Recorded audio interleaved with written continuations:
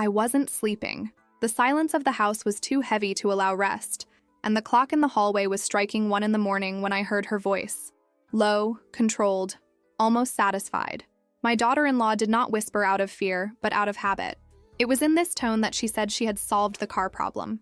My whole body froze before I even understood the meaning of the phrase. I remained motionless in the room, the door ajar, my heart beating too hard for someone my age. 64 years old widow, considered fragile by everyone there. Maybe that's why no one bothered to hide anything from me. I kept listening. She talked about the break, about how no one would notice until it was too late. Each word entered like a slow blade. At that moment, I understood that it was not just a cruel comment or a thoughtless outburst. It was a confession. Clara. Concrete. Something that could have killed someone. Something that could have killed me. My legs trembled, but I didn't lean against the wall. I didn't scream. I didn't cry. I learned a long time ago that reactions deliver weaknesses. I left the room with calculated steps as if it were just another night of insomnia. I passed through the dark hallway, smelling the familiar smell of the house that no longer seemed mine. Each piece of furniture seemed to observe me in silence, an accomplice of something that I was only now beginning to see. That house kept more secrets than photographs on the walls. In the garage, the car was there, quiet, harmless at first glance. The dim light revealed the intact bodywork, but I knew that the danger was not announced. I thought about how many times I got into that car trusting that everything was in order. I thought about how much I trusted that family. It was impossible not to remember other times when I ignored signs. I returned to the room before anyone noticed my absence. I lay on the bed without being able to close their eyes. My mind worked fast, sowing old memories, poorly explained situations, decisions that never made sense. That confession was just the tip of something much bigger. And deep down, I always knew. The scariest thing was not what she did, but the tranquility with which she spoke, as if it were protected, as if I was sure that no one would believe me if I opened my mouth. And maybe she was right. I've been called confused before. Too sensitive. Old. It was then that I made my first decision. I wouldn't say anything. Not yet. Silence was always imposed on me, but this time I would be chosen. I needed time. Time to observe, remember, confirm. Time to understand how far that betrayal went and who else was part of it. As the house slept, I felt something different grow inside me. It was not fear. It was clarity. A cold, almost uncomfortable lucidity. I realized that if I survived so many years of being ignored, I could use it to my advantage. Being invisible was suddenly an advantage. The past began to knock on the door of my memory with force. An old episode, poorly resolved, buried under convenient versions. Something that always made me feel guilty without knowing exactly why. That night connected everything. The sabotage was not a start. It was continuity. Before dawn, I was no longer the same woman who had gone to sleep. Something in me had hardened, not out of hatred, but out of necessity. I was in danger. And for the first time in many years, I decided that I would no longer be the weak part of the story. When the sun began to clear the sky, I already knew that confession would change everything. Not because I was going to accuse anyone, but because I had finally understood the game. And this time, I wouldn't just be a throwaway piece. The fact that you are here, choosing to hear this story, already tells me a lot about you. What follows is not just a personal account, it is a truth that cuts through families, silences, and difficult choices that many live without ever speaking. If you believe that these stories need to continue to be told, subscribe to the channel and stay with me.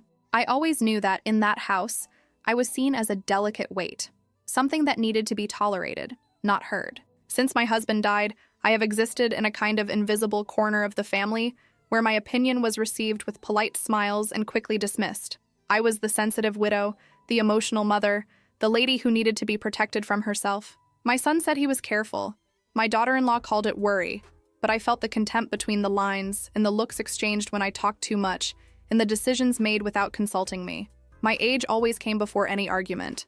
64 years were enough to make me irrelevant, and for a long time, I accepted this in silence.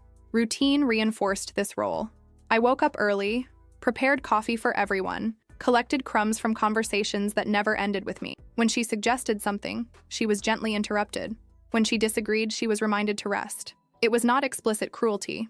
It was something more subtle, more efficient. My daughter-in-law dominated that space naturally. He spoke firmly, decided quickly, always with a smile too polite to be sincere. I watched. I always watched. She never faced me directly because she didn't need to. In her eyes, I was already beaten by time. There was a constant tension between me and my son, something that was never resolved. He loved me, I knew, but he preferred the practicality of silence to the complexity of listening to me. It was easier to believe that I was overreacting than to admit that something was wrong inside my own house. This choice created a silent chasm between us. After the dawn of confession, each daily gesture gained a new weight. My daughter-in-law's "good morning" sounded rehearsed. My son's quick kiss on my forehead felt automatic. They acted as if nothing had happened, as if I were still invisible.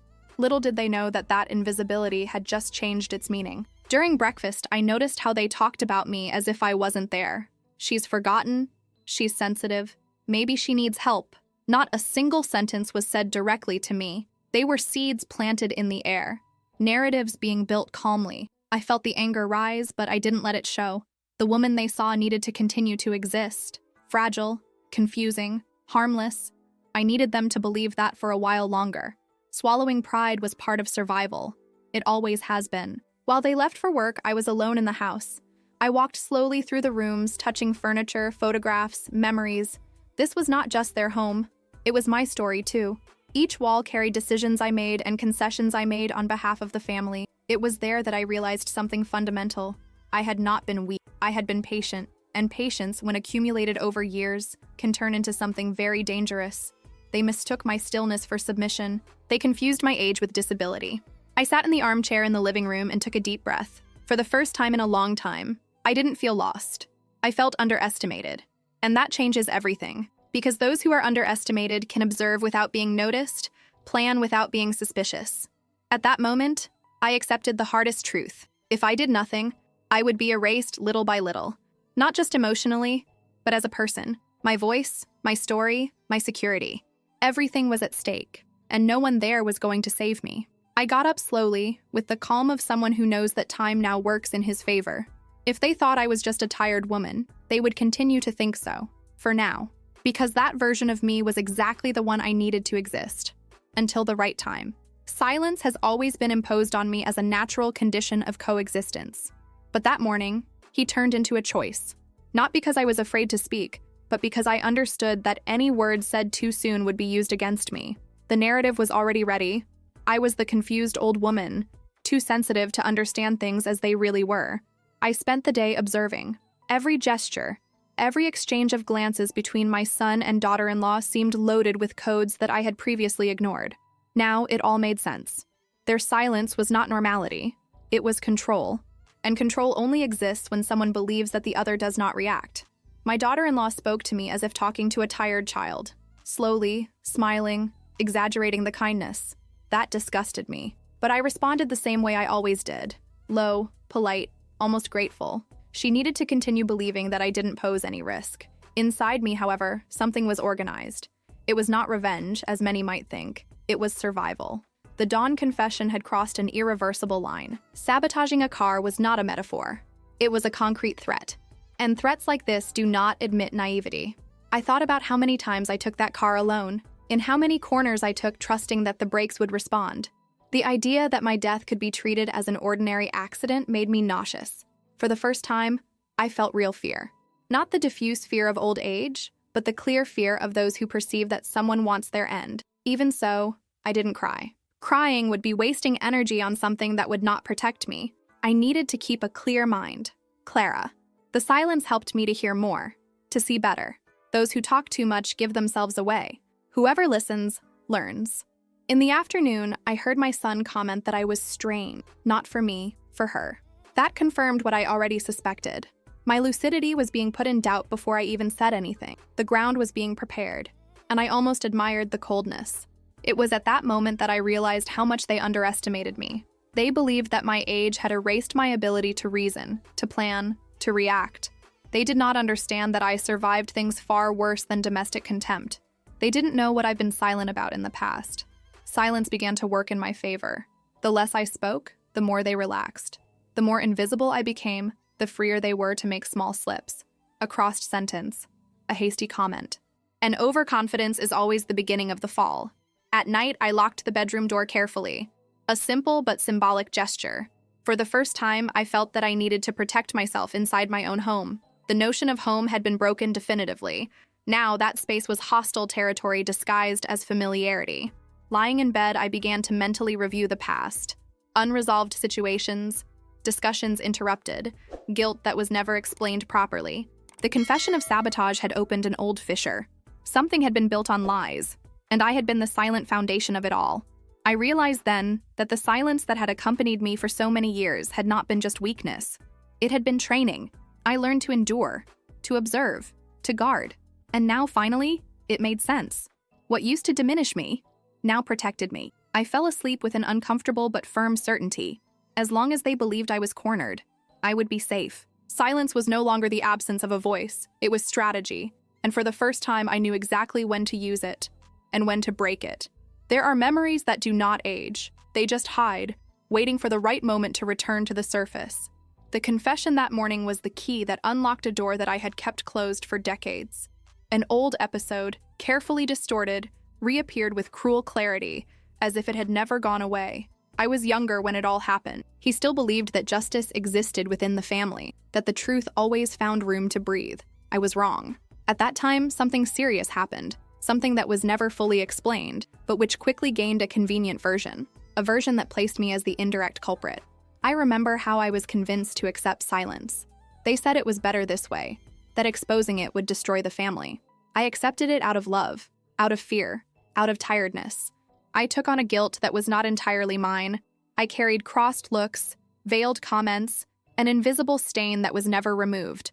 Over time, the story was retold so many times that it became official truth. And I, the woman who didn't deal well with the past, came to be seen as emotionally unstable. Whenever I tried to bring it up, someone would change the subject, laugh uncomfortably, or say that I remembered it wrong. Now, sitting alone in the room, she perceived the pattern with frightening clarity. The sabotage of the car was not a diversion. It was continuity, the same logic. If something went wrong with me, again there would be a ready-made version, an accident, an oblivion, a mistake of mine. My stomach churned as I realized that this old lie had paved the way for everything I lived today. The suspicion about my lucidity did not come out of nowhere. It was built over the years, fueled by convenience and cowardice. I got up and went to the old closet in the hallway. Few there knew what I kept in that false bottom. Documents, letters, notes that I never had the courage to throw away. Silent proof that the story was never exactly as they told. As I touched those papers, I felt something between pain and relief. Pain for having waited so long. Relief to know that I wasn't crazy. I never was. The truth has always been there, only drowned out by louder voices and stronger wills. I then understood why my daughter-in-law acted so safely. She knew that story. He knew about the past. I knew that I had been conditioned to shut up. The sabotage of the car wasn't just physical. It was symbolic. It was the certainty that I would continue to be disposable. But something had changed. I was no longer the woman who accepted to carry other people's guilt to keep the peace. That peace never existed. What existed was convenience for others and loneliness for me. I spent hours rereading every detail, every date, every line written with my own hand years ago. My memory was intact, better than ever. Each document was a reminder that truth doesn't go away. It just waits for courage. When I put it all away again, I did so with renewed care. That was no longer just a memory. It was ammunition, not in the sense of destroying, but of protecting myself. I needed to be prepared for the moment when they would try, once again, to silence me. That night, I slept little, but I slept differently. The past had ceased to be a diffuse weight and had become something concrete. For the first time, I didn't just feel afraid of what might happen. I felt that finally I had something they didn't expect. The whole truth. It didn't take long for them to start treating me as a problem to be managed. There was no announcement, no direct conversation. It was something gradual, almost elegant. Small decisions made without me, appointments scheduled without warning, changes made in the house as if my presence were temporary. I was still there, but I was no longer part of it. My son began to observe me with exaggerated care. She asked if I had slept well, if she remembered what I had eaten, if I wasn't confused. Simple questions, but loaded with intention. Each one of them seemed to record something invisible, as if he were assembling a silent dossier on me. My daughter-in-law, on the other hand, didn't disguise it so much. She looked at me with calculated pity, as if she had already decided someone's fate. He talked about doctors, evaluations, future options, all with a smile too sweet to be honest. I nodded, pretending not to notice the siege closing. That was when I heard, unintentionally, the word that confirmed everything. Maybe it's better to think of another solution for her. They didn't say my name. They didn't need to. I was her. a fragile, displaced object that needed to be relocated for the good of all. The naturalness with which they talked about it sent a deep chill down my spine. At that moment, I understood the plan. If I said anything about the sabotage, I would be immediately discredited. The narrative was already ready. A confused lady, stuck in the past, creating dangerous stories. I would not be the victim of a physical accident, but of a complete blackout. I felt a mixture of fear and lucidity. They weren't just trying to silence me. They were trying to replace me, take away my autonomy, my voice, my authority over life itself. And all this with the perfect justification. Be careful. I continued to play my role. I purposely forgot little things, asked repeated questions, let them correct me. Each calculated error reinforced the image they wanted to see. The safer they became, the more they relaxed. And the more they relaxed, the more they talked. At night, alone in the room, I cried for the first time since confession. Not out of weakness, but out of mourning. I fight for the family I thought I had, for the security that never existed. I cried in silence, as I always did, but this time without guilt. The next day, I realized that something had changed inside me. Fear was still there, but it no longer commanded my decisions. He now walked alongside reason. I needed to act precisely. One wrong step, and all would be lost. I started to mentally write down times, phrases, expressions. Every attempt to diminish myself was recorded. Each suggestion that I wasn't okay was one more piece in the puzzle. They thought they were leading me. Little did they know that they were revealing themselves. The most painful was my son, to see how much he preferred to believe the comfortable version instead of looking at me for real. Maybe it was cowardice, maybe fear, or maybe it was easier to get lost than to face the truth about who he had put inside his own house. That night, I locked the bedroom door again and sat up on the bed with steady breath. They had taken the first step to erase me, but they did not know that by doing so, they had awakened something that I myself no longer recognized. I was no longer just a woman trying to survive the scorn. I was preparing to resist, and if necessary, to fight with the one thing I have always tried to preserve, the truth. I didn't expect help. After so many years of being ignored, I learned not to count on outstretched hands. Still, it came from where I least imagined. It was not a grandiose gesture, nor a heroic promise. It was just someone who listened to me without interrupting me, without correcting my memory, without smiling condescendingly. It all started in a banal way, in a short conversation on the balcony. I was commenting on the heat, on the noise of the street, when I realized that that person was really paying attention. Attentive eyes, respectful silence, a rare detail, and perhaps for this reason, dangerous for those who preferred me to remain invisible. Without realizing it, I said more than I intended. Not about sabotage, not yet. I talked about how I felt out of place, about the constant feeling of occupying a space that no longer belonged to me. When I finished, I prepared myself for the well-known speech. It's normal at your age. He didn't come. Instead, I heard something simple. This doesn't sound like forgetfulness. It feels like someone being pushed out. That sentence pierced my defense like a clean blade. Someone had named exactly what I felt. And in doing so, he gave me back a part of the lucidity that they were trying to take away from me. I began to notice small things. The excessive care that, in fact, isolated. The decisions made for my good without consulting me. The versions of my own story told by others, always with convenient adjustments. That person saw the pattern, and that scared me as much as it strengthened me. I didn't tell you everything at once. I learned that trust is built in layers. I tested limits. I observed reactions. At no time did I see doubt in his eyes, just attention and respect, something I hadn't felt in years inside my own home. When I finally mentioned the car, I did it like someone dropping a stone in still water. I waited for the reaction. Shock, incredulity, perhaps nervous laughter. There was nothing like that. He just asked if I was safe now. That simple question confirmed everything. I realized that it wasn't just me against them. For the first time, there was someone outside the family dynamic. Someone who didn't depend on the convenient version of the story. An external gaze is always more difficult to manipulate, and they still didn't know I had it. The most curious thing was that this ally also carried his own invisibility. Someone used to not being taken completely seriously, to being left aside in important decisions. Maybe that's why he understood me so well. Invisibles recognize each other. We didn't agree on anything explicitly. No plan yet. Just the silent promise that I was no longer alone, and that changes everything. Because isolation is the most efficient weapon for those who want to erase someone, and she had just failed. That night, I returned to the room with an alert mind. He knew that any support needed to be discreet. If they realized that I had someone, the siege would close faster. The ally needed to remain unlikely, invisible like me. I felt something new grow in my chest. Not naive hope, but cold confidence. The certainty that if they tried to knock me down, there would be someone to confirm that I wasn't delusional. Sometimes this is enough to dismantle an entire lie. I lay down carefully, as if protecting something precious. For the first time since confession, I slept a few hours straight, not because the danger had passed, but because now I had something they didn't control. A witness. A clean mirror. When I woke up, I knew that the game had changed. She was still the woman no one took seriously. But now I had someone who did.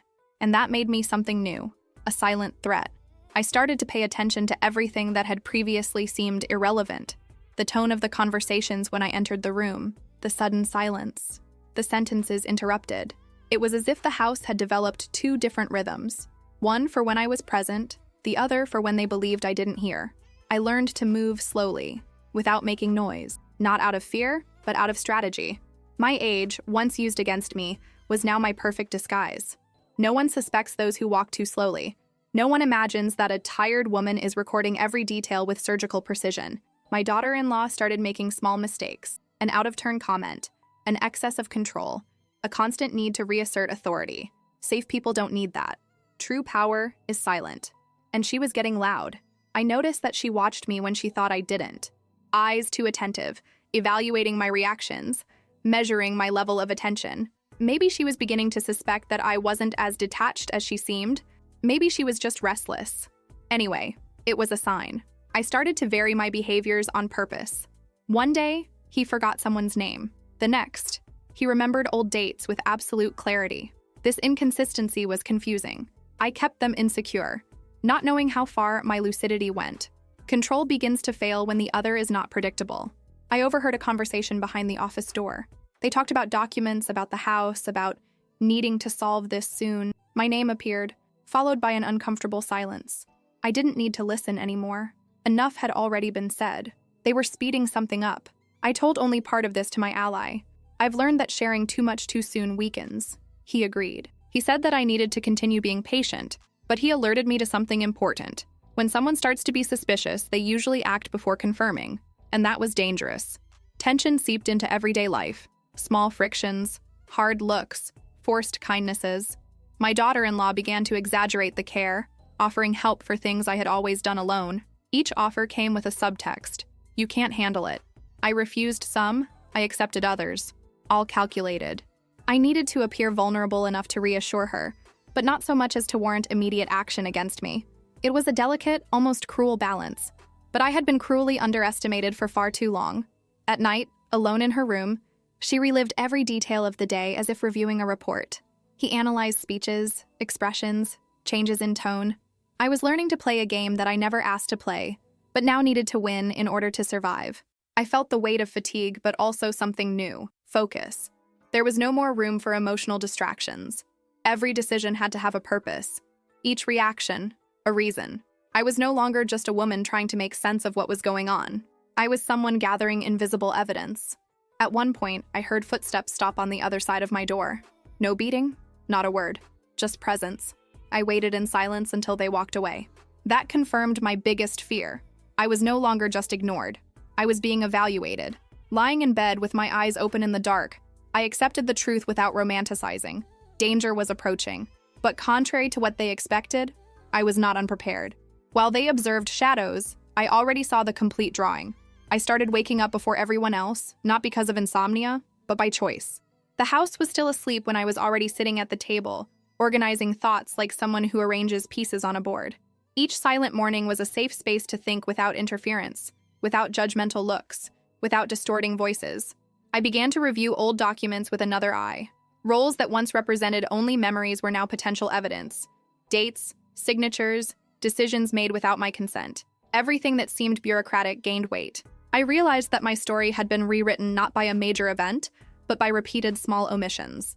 I learned to use time to my advantage. While everyone believed that I spent the afternoons distracted, I memorized routines, schedules, patterns. She knew exactly when she was alone, when someone called, when the house was most vulnerable to careless conversation.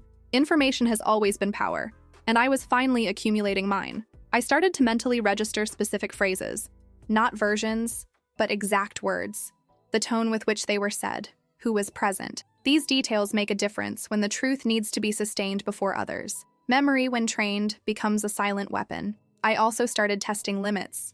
He asked 2 direct questions to someone who was supposedly confused. I observed reactions, hesitations, sudden changes of subject. Each discomfort confirmed that I was touching something sensitive, and nothing betrays a secret more than the fear of facing it. My ally guided me carefully, not to act fast, but to act right. He told me something that was recorded. Those who act too soon lose control of the narrative. I needed to let them reveal their intentions themselves. My role was just to make sure there was someone watching. I felt something change inside me. The woman who accepted imposed decisions began to disappear. In her place, someone attentive, strategic, almost cold appeared. It wasn't cruelty. It was adaptation. I was learning how to survive in hostile territory.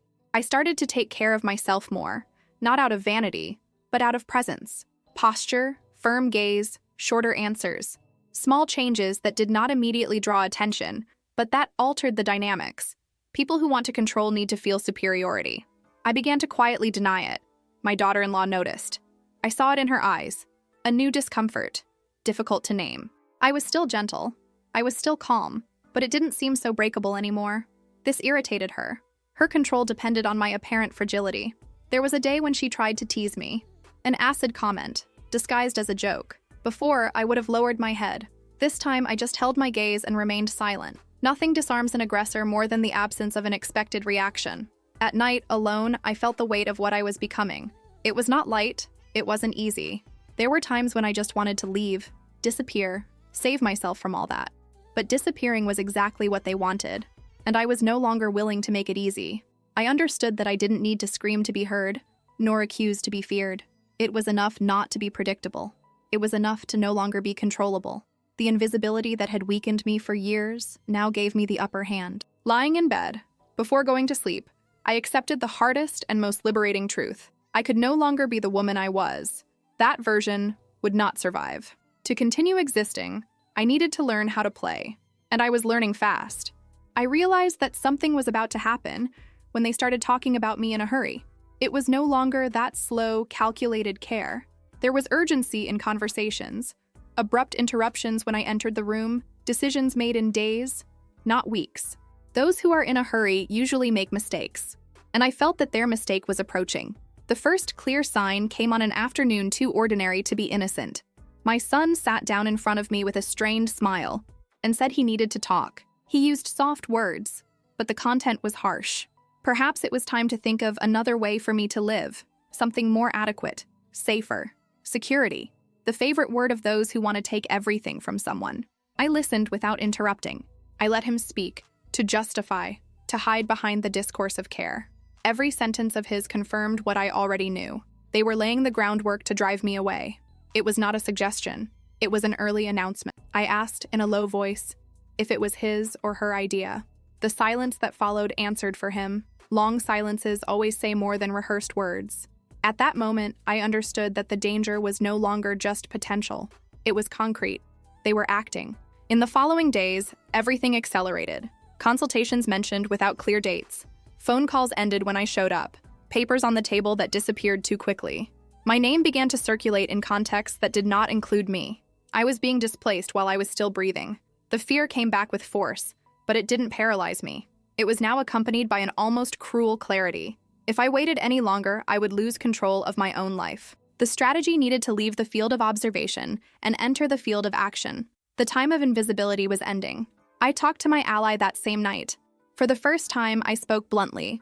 I said that they were trying to push me away, that my autonomy was at risk, that the sabotage of the car had been just the beginning. He didn't try to calm me down with empty promises.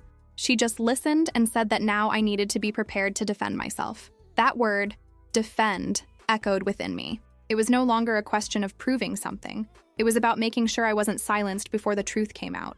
The urgency changed everything. Every hour has come to matter.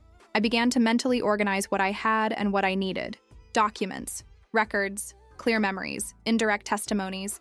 Each piece needed to be ready to be presented if it was needed. I didn't know when or how, but I knew that moment was near. My daughter-in-law began to watch me with impudence. He no longer hid his discomfort. His smile hardened. His patience waned. She knew something wasn't working out as planned, and that made her nervous. Nervous people commit excesses. There was one night when I heard footsteps again stop in front of my door. This time the handle turned slightly. It didn't open, but the gesture was enough to keep me awake until dawn. It wasn't paranoia. It was a warning. Lying in the dark, I accepted something I never thought I would accept. I needed to be ready for the worst. Not just emotionally, but legally, socially, humanly. If they tried to take me out of there by force, I would have to react with facts, not despair. At dawn, I arose with an eerie calm. Fear had turned into a decision. They had advanced too far, and in doing so, they had crossed a line that I would not allow to be erased with apology. That day, I knew with absolute certainty there was no turning back. Danger had knocked on the door, and I was no longer the woman who would hide behind her. I was ready to open it, on my terms. I spent that whole morning alone, sitting at the kitchen table with the papers scattered before me like pieces of an old puzzle.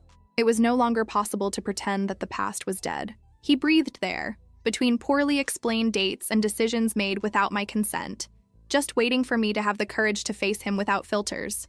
The truth began to form with painful clarity. Years ago, when she was still seen as an essential part of that family, there was a serious episode involving money, property, and responsibility, something that could not come to light without consequences. At the time, I was convinced, pressured, to assume a distorted version to protect everyone. They said I was strong, that I could handle it, that it would be forgotten over time. What they didn't say was that that lie would follow me forever, shaping how I would be seen, the emotional woman, the one that did not overcome, the one that confuses things, the perfect basis for what they were doing now. My son was too young to understand at the time. He grew up listening to an incomplete, carefully edited story. He never realized that his image of me was built on gaps. And my daughter-in-law, years later, found in this ancient narrative the ideal tool to control me. It was there that everything fell into place. The car sabotage wasn't just about getting me out of the way physically. It was about making sure that if something happened, no one would question it.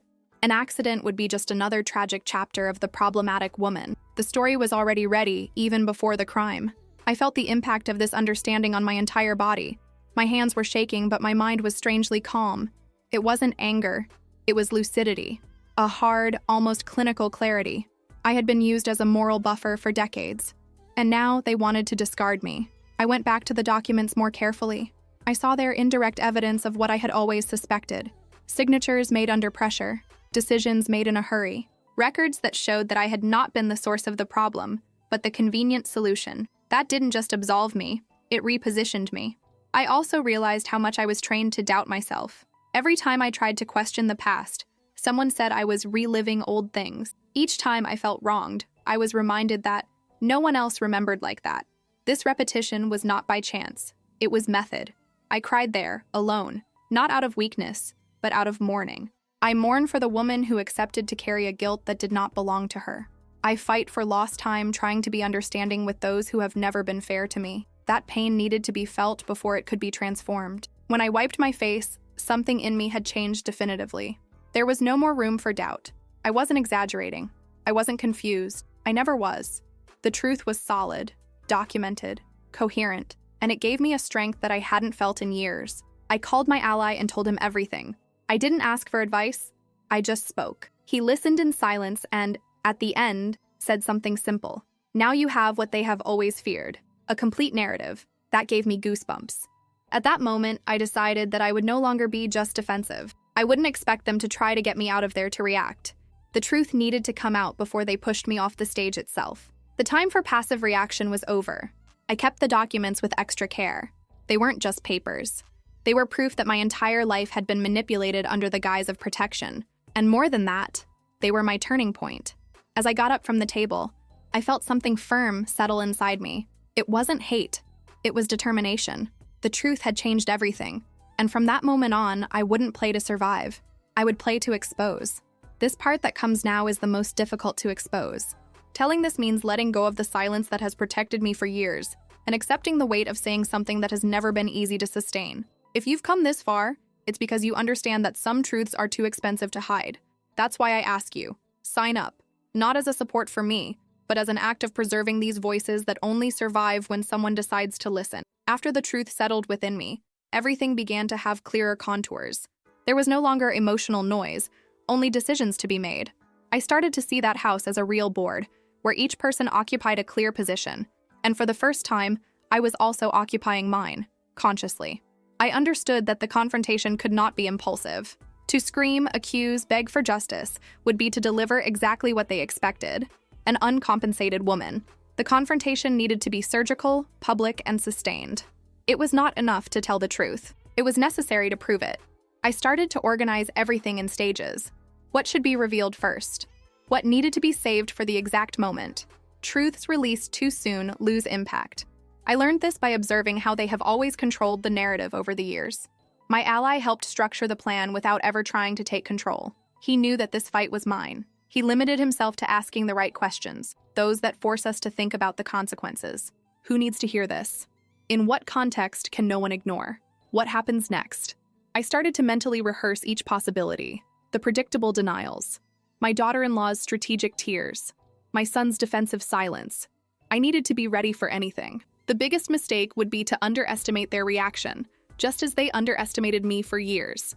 I also took care of something essential, my posture. Not only physical, but emotional. There could be no trembling in the voice, nor too many explanations. The truth, when it is sure of itself, is not justified. She introduces herself, and I was determined to present her as someone who doesn't ask permission. I watched my daughter-in-law with extra attention. She was restless. I realized that something was out of control, but I couldn't identify what. This discomfort made her impulsive, and impulsivity in situations like this is always an advantage for those who wait. My son avoided my eyes. There was guilt there, but also fear. He intuited that something was wrong, but he still didn't have the courage to dismantle his own life to face it. I knew that the confrontation would also be a shock for him. I accepted that as part of the price. I separated the documents, organized memories, lined up dates. Everything needed to make sense even to those who didn't want to believe me. Consistency would be my greatest ally. Lies are often based on emotions. The truth is supported by facts. I also thought about the after. Where would I stay? How would it continue? Reconstruction requires planning. I wasn't just exposing something. I was ending an entire phase of my life, and I couldn't get out of it without ground. There was a moment of doubt, short but intense. An insistent thought, what if I'm wrong? It lasted seconds. It was quickly overwhelmed by the clarity of everything I had in my hands. That doubt was not mine. It had been planted in me for years. That night, I sat on the bed with everything organized, like someone preparing for a trip of no return. I knew that, after the match, nothing would be the same. There would be no return to false normality. And, curiously, this no longer scared me. I took a deep breath and accepted the last truth before the final turn. I wasn't seeking revenge. He was seeking restitution. Of my name, of my history, of my voice.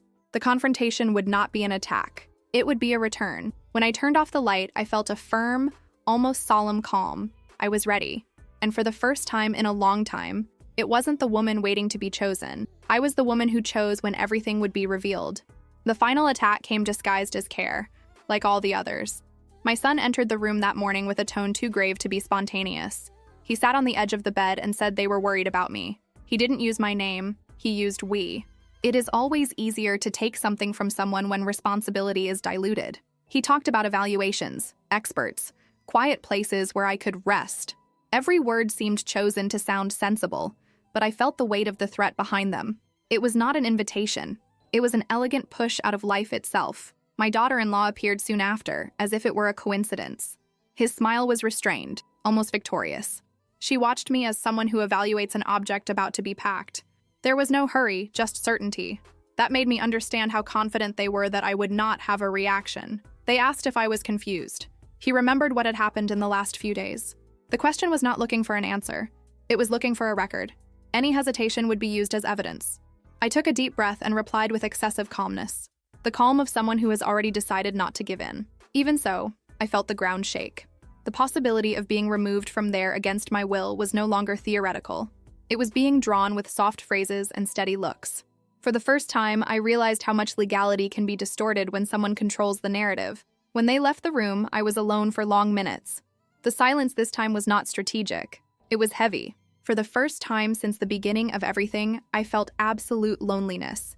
If I missed the next step, everything I built could collapse. I picked up the phone with shaky hands and called my ally. I didn't cry. I just said what was happening. He listened silently and replied firmly, "They are trying to act before you speak." That sentence was like an electric shock. It confirmed everything. I hung up and sat on the bed staring at the door. I thought about giving up. I thought about leaving, accepting any solution just to end that silent war. I thought of the accumulated fatigue, the lost years, the peace that might never have existed. It was then that something changed. It was not sudden courage. It was indignation. A clean indignation, without hysteria. They were trying to erase me once again. And once again they believed that I would accept it for the good of all. I got up slowly and walked to the mirror. I faced my own reflection like I hadn't done in a long time. I saw there not a fragile woman, but someone tired of being pushed out of her own history. That woman was not willing to disappear. I sat down again and organized everything again. Documents, dates, memories. If they wanted to act fast, I would have to act first. The confrontation could no longer wait for the ideal moment. The ideal moment never comes for those who are silenced. My son knocked on the door later, asking if I was okay. I answered yes firmly. He seemed disconcerted. Maybe it was the first time that my voice didn't match the version they created of me. That night, I slept little. The fear was still there, but it had been overcome by something greater. The certainty that if I didn't speak now, I would never speak. The silence, which had protected me for so long, had reached its limit. As dawn began to lighten the room, I felt a strange calm. That would be the last night they would try to decide my fate without me. They thought they were cornering me. They didn't know they were pushing me exactly where I needed to be. The confrontation took place on a morning that seemed too ordinary to carry the weight of everything that was about to collapse. The table was set, the coffee was slowly cooling, and the silence was artificial, as if everyone knew that this conversation was not just another conversation. I sat with my back straight, feeling my heart beating strongly, but not allowing it to show on my face. My son started to speak first, as expected. He used the rehearsed tone of someone who believes he is being reasonable. He spoke of concern, security, difficult decisions that need to be made when someone is no longer well. Every word sounded like a nail being carefully hammered into my symbolic coffin. My daughter-in-law remained silent, watching everything with calculated attention. I didn't need to talk. That situation had been engineered by her, and the confidence in her eyes was almost arrogant. She believed that I was only there to listen, accept, and be led to the next step of the plan. When my son finished, there was a brief silence as if waiting for my automatic agreement. It was at that moment that I understood that this was the exact breaking point. If I kept silent, it would be definitive. If he did, there would be no return. I took a deep breath and started, without asking permission. He said that before any decision about me, there were facts that needed to be heard. I didn't ask for attention. I took it. My tone was firm, no trembling, no hurry. This immediately baffled them. They expected excitement, confusion, perhaps tears. They received clarity. I put the documents on the table one by one, like someone who organizes evidence in a trial. I explained dates, decisions, omitted versions. I showed how the past had been shaped to make me the convenient culprit. I didn't accuse him, I described. The difference between accusation and exposure is devastating. My son began to change before my eyes. His face lost its color. His body leaned forward, as if he wanted to physically deny what he was hearing. He realized, too late, that he had been raised inside an incomplete story, comfortable for some, cruel to me. My daughter-in-law tried to interrupt, saying that it was an exaggeration, that I was mixing old things. I kept talking. For the first time in years, she had no control of the pace.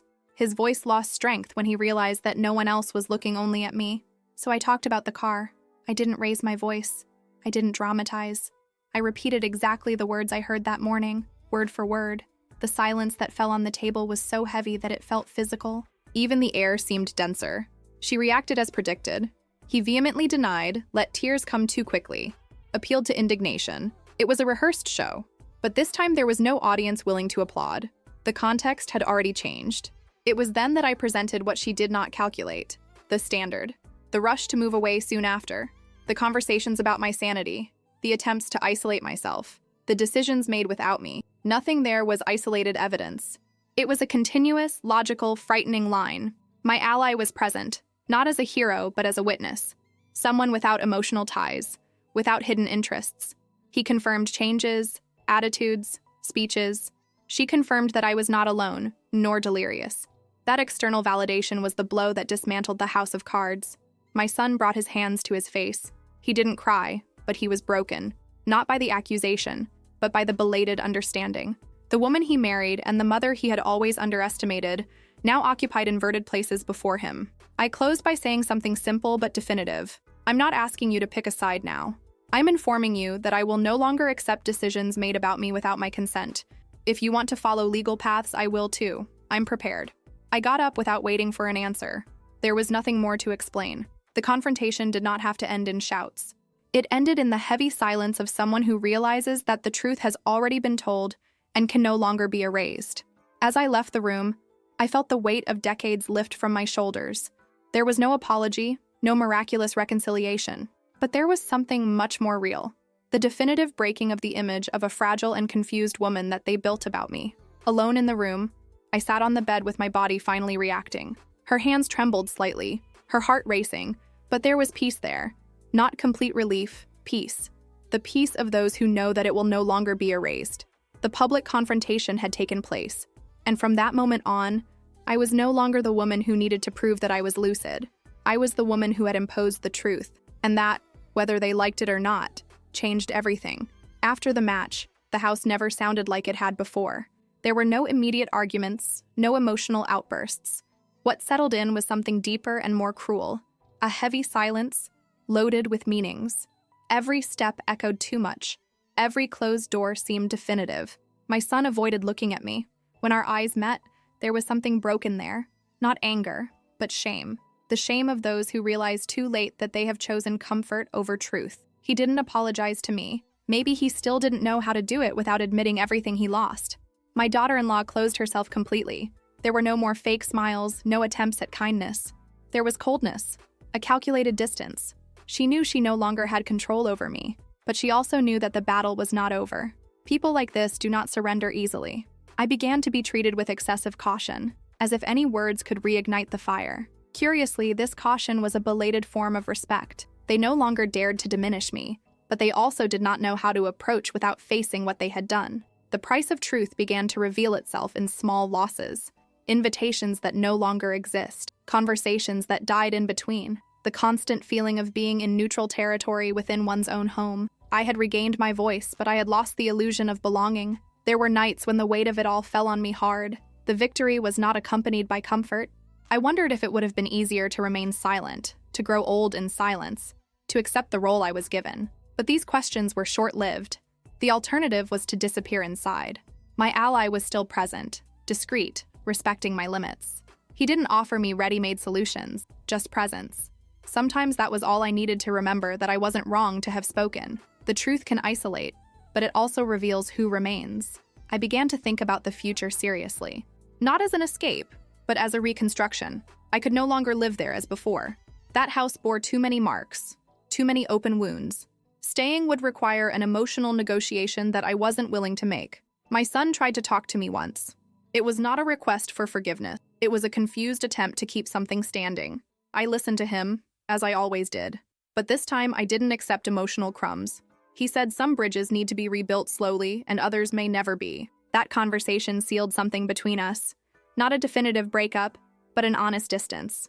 For the first time, I didn't pretend closeness where there was no trust. It was painful, but necessary. Fake relationships cost more than loneliness. I also realized that my image had changed. She was no longer seen as fragile, nor as confused. It was seen as unpredictable, and that, curiously, protected me. People who lose control start to respect it. The truth has not given me back what I have lost over the years. It didn't recover time, nor the versions of me that were erased, but it gave me back something rarer. Autonomy, the ability to decide without asking permission. This is priceless. As I lay down that night, I felt a bittersweet mixture of tiredness and dignity. I hadn't won in the classical sense. There was no applause and no perfect reconciliation, but I had gone through something irreversible and came out in one piece, and that was enough. The reconstruction did not begin with a sudden change, nor with a dramatic farewell. It started in silence, like almost everything in my life. A different silence, however. No longer imposed, nor strategic. A chosen silence, necessary to reorganize what was left after the truth passed like a whirlwind. I began to observe the house as someone who no longer belongs entirely to it. The objects were the same, but the meaning had changed. Each wall carried echoes of old concessions. I realized that staying there would require a kind of strength that no longer made sense to me. I didn't need to prove anything else to that space. My son tried to get closer a few times. Short, cautious conversations, full of unsaid things. I did not reject him, but I did not welcome him as before. Some wounds do not heal in a hurry. Others forever change the way we touch those we love. I accepted this without romanticizing. With my daughter-in-law, there was no more staging, just distance. It was neither victory nor defeat. It was closure. She knew she didn't control me anymore, and I knew I didn't have to face her again. Her power existed only as long as I accepted the role I was given. That stage had been dismantled. I began to take care of practical details of my life with an attention that I never had before. Documents, accounts, decisions. Each choice, no matter how small, reinforced something essential. I was in charge, not of my whole life, but of my part. That was enough. There were difficult days, mornings when the weight of loneliness tightened his chest, moments when I thought if it wouldn't have been easier to remain invisible. But these thoughts came and went. They did not take root. Because for the first time, I wasn't lying to myself. My ally continued to be present, but he never occupied a place that was not his. It has not become a savior, nor a solution. It just remained living proof that I wasn't wrong, or crazy, or alone. Sometimes the reconstruction starts just like this. Someone who stays. Gradually, I began to imagine a life outside that house. Not as an escape, but as a continuation. A space where my history was not constantly questioned, where my past was not used against me. It was not a dream, it was planning. And that brought me a new calm. I understood that there would be no complete reconciliation, not with everyone, and that was not failure. It was maturity.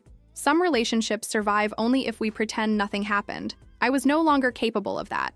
I preferred imperfect truth to false peace. I also noticed how my posture had changed. People started to talk to me in a different way. Not out of fear, but out of respect. The respect that is born when someone makes it clear that they no longer accept being diminished. I didn't have to demand that. It came as a consequence. The woman I was at the beginning of this story would not have survived what I experienced. She would have withdrawn, apologized, accepted the fate they chose for her. I honor this woman for what she endured, but I can no longer live like her. Today, I don't feel invincible. I feel whole, with scars, losses, and difficult choices.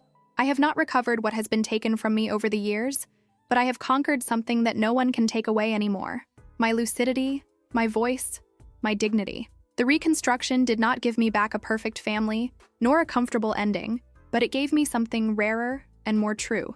The certainty that, if one day they try to erase me again, they will not find silence. They will find a woman who learned, late, but in time, to be made of steel. If something in this story touched you, please share this video thinking about who might need to hear it right now. This is not just about what happened to me, but about patterns of silence, power, and invisibility that still replay in many families. Sharing is an act of solidarity. It is taking this truth to those who have not yet been able to name their own. I'll stay here reading every comment. Tell me what city or country you're watching from, and what about this story has stayed with you. Really, your words matter more than you think to me.